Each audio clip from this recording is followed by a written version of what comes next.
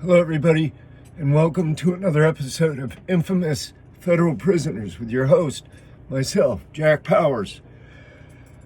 Want to talk today about a very complicated human being named Whitey Bulger.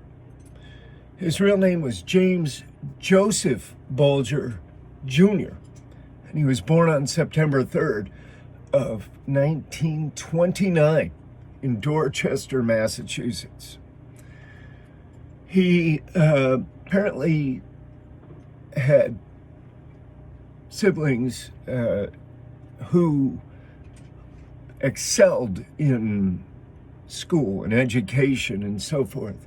His younger brother, William, or Bill Bulger, actually became president of a college and later the president of the Senate in Massachusetts, a state Senate.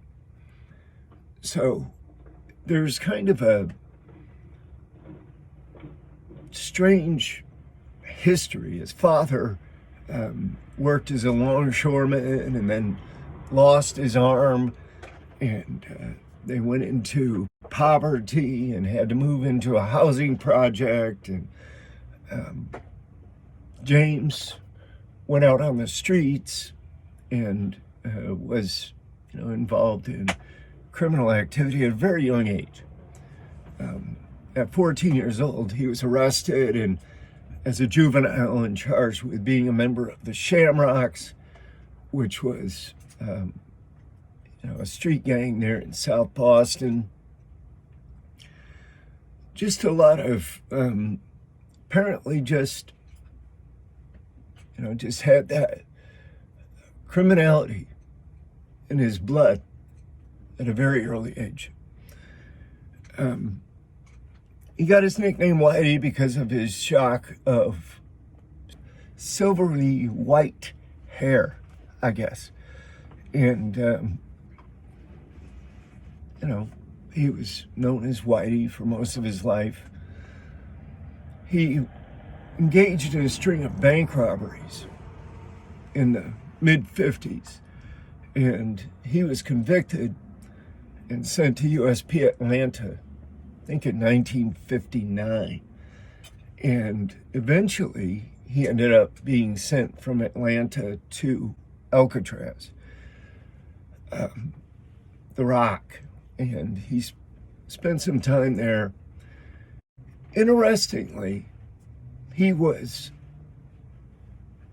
and this is documented in his case files, according to a number of reports, that he was one of the either witting or unwitting participants in this CIA experiment called MK Ultra, which in the late 50s and early 60s used federal prisoners to experiment with mind control.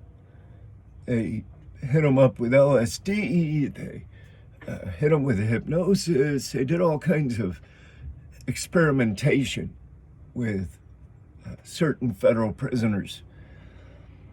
And, to jump way ahead, there was a juror in his racketeering case a few years back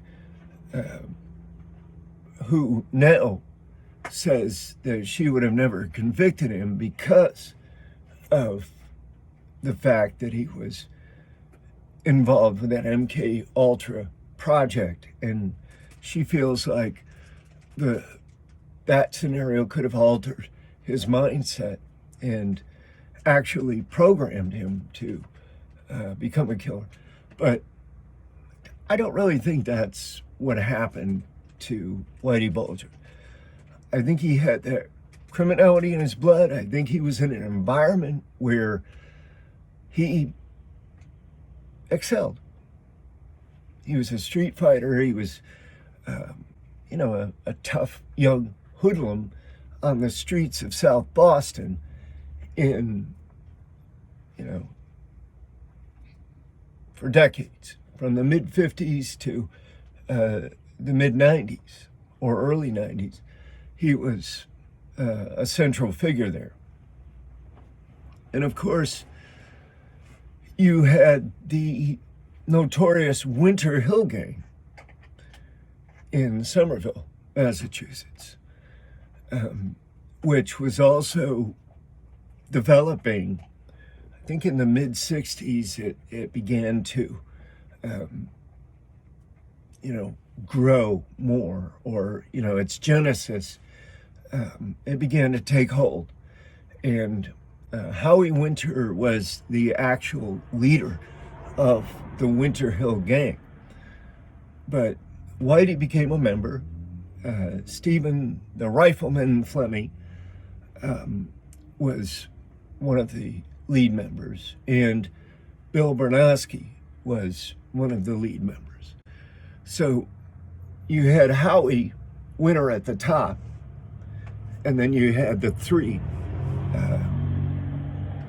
James Bulger, Stephen Fleming, and Bill Bernowski as, the three underbosses.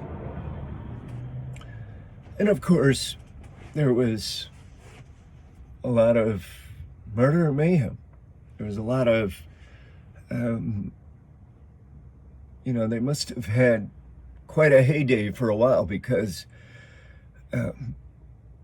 James and the rifleman, Stephen Fleming, were both informants for the FBI since the mid-1970s.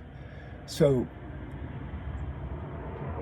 they had like a two-way street going, because the FBI was trying to nail the Italian mafia, mostly the Patriarcha crime family that operates on the East Coast, around Boston, Rhode Island,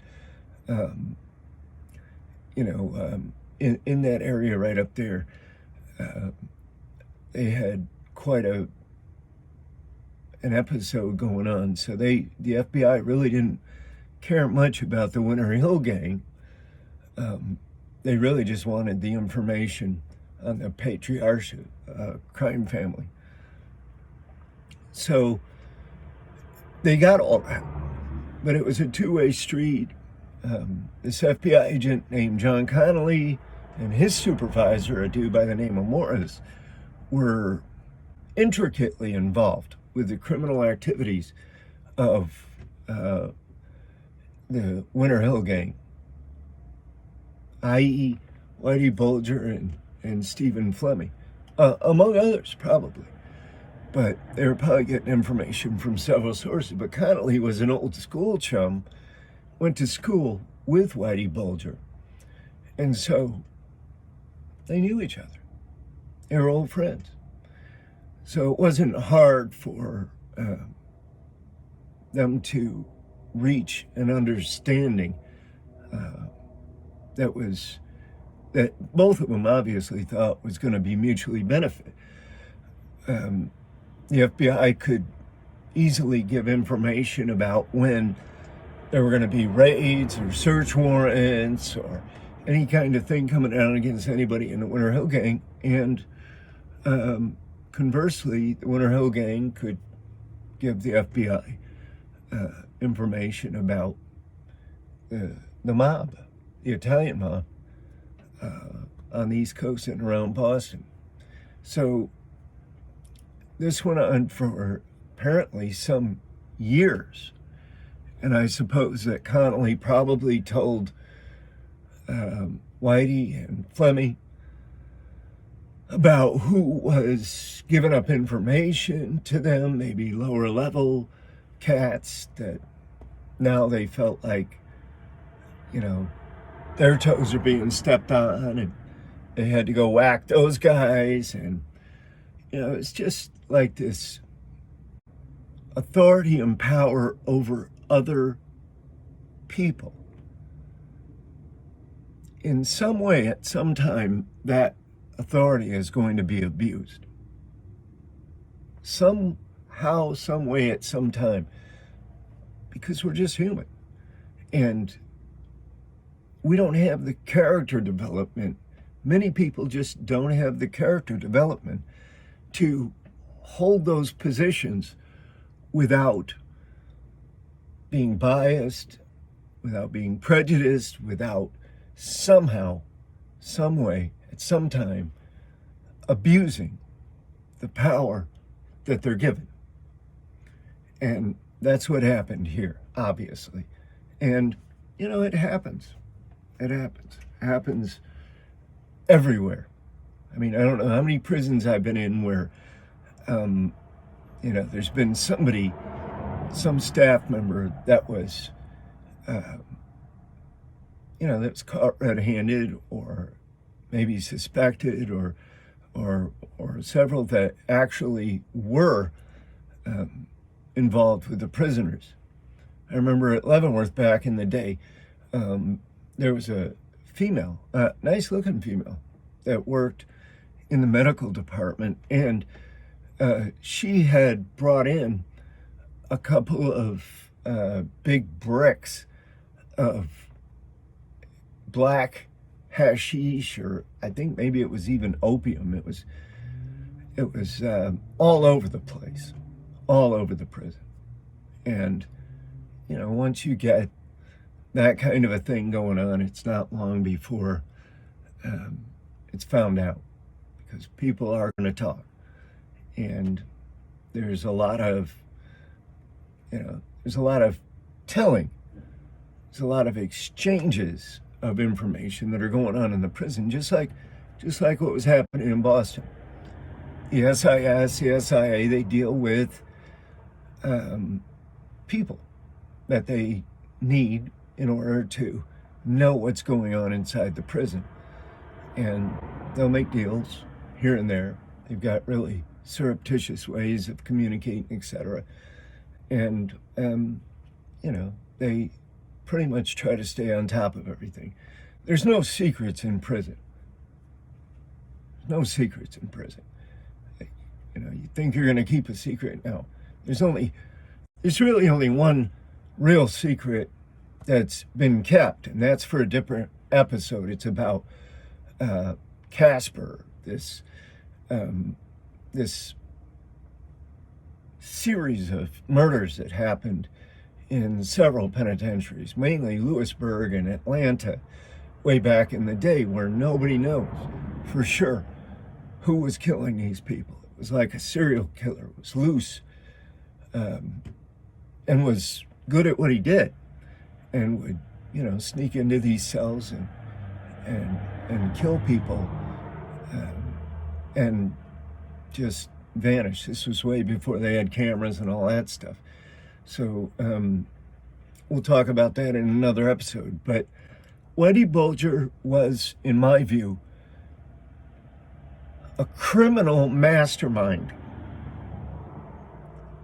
You have certain people whose brains just work in certain ways.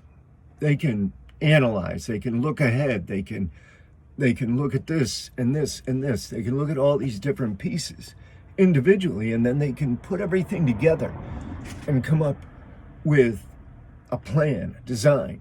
Here's what we've got to do. And Whitey obviously had some kind of toughness, some kind of cojones, some kind of balls. So, he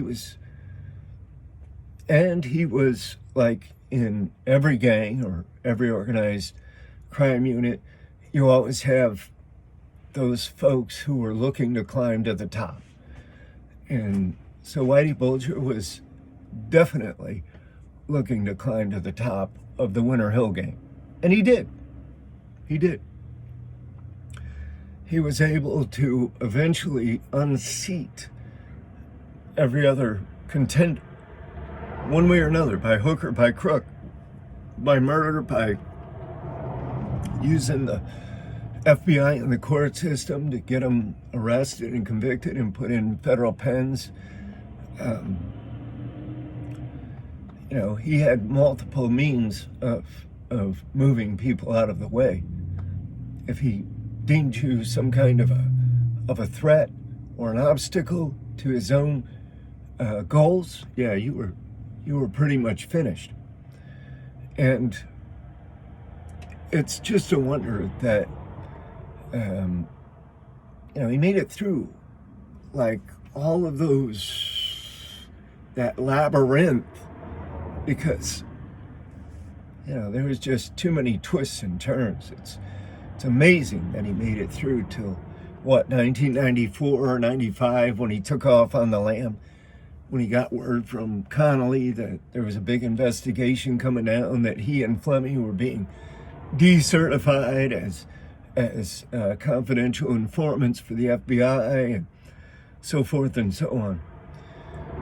He just took off. He booked, went to California, hung out for 16 years, I think.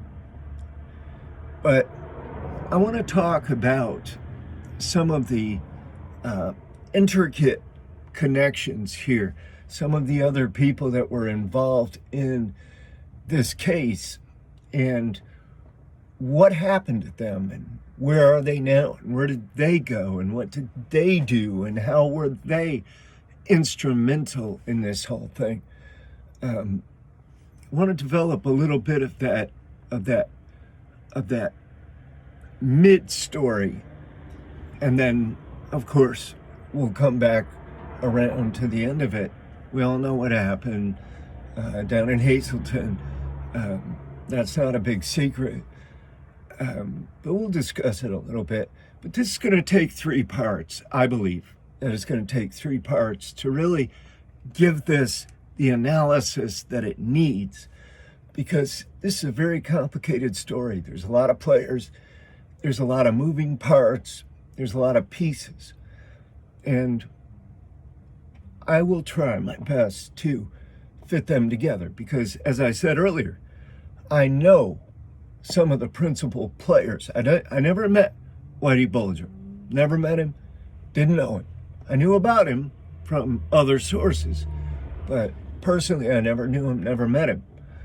I was in an ADX at the time that he was captured. So, and they didn't put him in ADX. I think after his trial and all that, they put him at Tucson, and then for some reason they moved him out later on, moved him to Hazleton, which was likely an automatic death sentence anyway. But this is all the time we have for today. Be absolutely certain to tune in for part 2. Guarantee you it's going to be of interest. Please subscribe if you haven't, share with others, and if you want to, you can purchase a book or 2 on Amazon.com. Appreciate your patronage and your viewing. Thank you very much. We'll tune in again in a couple of days for Whitey Bulger Part 2.